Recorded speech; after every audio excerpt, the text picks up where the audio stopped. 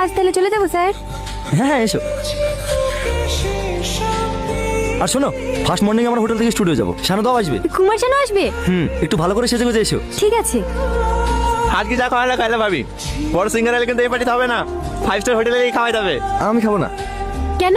বললাম না সকাল থেকে 3-4 বার বাথরুমে যাওয়া হয়ে গেল, পেটে খুব সমস্যা হচ্ছে। দুপুরে কিছু খাস তুই, এইভাবে না খেয়ে খালি পেটে থাকলে শরীর খারাপ করবে যে। অল্প করে খাও। না না আমি খাবো না, তোমরা খেয়ে নাও। চলো ডাক্তার বাড়ি। অসুবিধা নাই, মাঝে মাঝে হয়, ও ঠিক হয়ে যাবে। তোমরা খেয়ে নাও, আমি একটু বাথরুম থেকে আসছি।